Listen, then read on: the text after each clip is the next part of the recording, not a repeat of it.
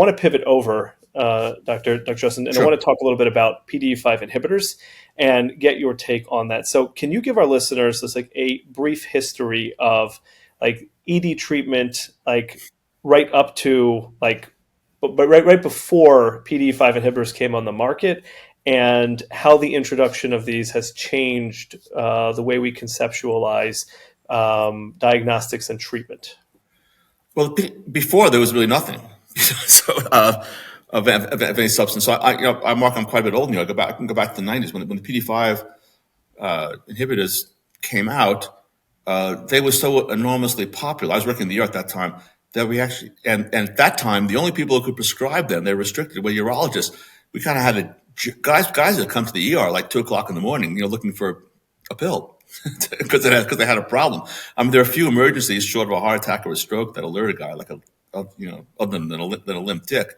That said, let's look at the original. Let's look at the original Pfizer sildenafil application to the FDA. As I recall, off the top of my head, there were like 7 papers. In 2 of those papers, there was no more benefit other than placebo. Well, that's not particularly impressive. In the paper that had the most benefit, which was 70% of the men benefited, those are men who had prostate surgery. Well, that's not the situation of most men. So now there were 4 other papers varying in benefit between 10% and 20%. That's not a powerful medication, and that actually goes along with what our data is showing, that the benefit of the PDE5 medications is they put a little more blood in, but that's not most men's major problem. Also, the benefit was being tracked, measured using subjective scoring systems, which are, to get technical, the IIEF and the ADAM and the SHIM. Well, they're subjective. I want to take men's healthcare into the objective world. So the data that comes from our tech ring is objective, actionable, and most important, personal. It's your data. It's not generalizable data. So right now, if a man goes to a urologist or his GP, an internist, and says he has a problem, they'll tell him, "Oh, we'll take 5 of Cialis," and they'll come back 3 months later, not working, take 10 of Cialis. Well, that's not a very, very scientific approach to dysfunction. That's not how we treat blood pressure or cardiac arrhythmias. We get multiple blood pressure readings or multiple electrocardiogram readings. So I'm unimpressed by the PDE5 medications overall, because our device, men can actually, like with a blood pressure cuff, they can say, "Okay, I'm taking 5 of Cialis. Is there any real objective difference? Not placebo psychological difference." And by the way, I recognize the placebo effect is powerful, but is there anything objective going on? I know for myself with Cialis, there's no difference between 5, 10, and 20, other than the 20 gives me a headache. With my device, I can measure the firmness of my and how long they last with the device.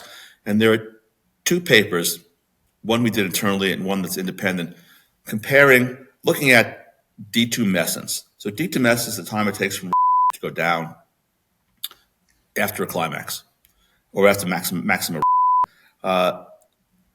With nothing, it was about 35 seconds. With 10 milligrams of tadalafil, it was a little bit over 2 minutes. With a ring alone, it was a little bit over 2 minutes. And with both together, it was over 4 minutes. And the takeaway for men for that research is, if you want to maximize your performance, put a ring on it and take a pill. Combination therapy is the most effective, because so there's no question that a lot of the combination therapies, whether even with like the psychological therapy and the medication, the rings and whatnot, it will deliver better objective results. That part is for sure true. A lot of men will shy away from anything that they cannot sneak past a partner, and I know that, and I think you know that too. Yeah. Which I think is a lot of where the appeal for the medication comes from. Now, going back to the statistics that you said, I don't have those papers in front of me. I don't know, but I do know that there is a high rate of satisfaction. I did hear you mention placebo, and I'm getting the impression, I don't want to be presumptive, but I'm getting the impression that you look at some of the efficacy, maybe a fair or an outweighted portion of the efficacy, as coming as a placebo, much more than it is actually like getting more blood into the penis.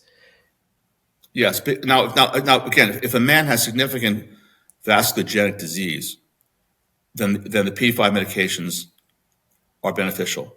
But if a man doesn't have vasculogenic disease, then the benefit is largely placebo.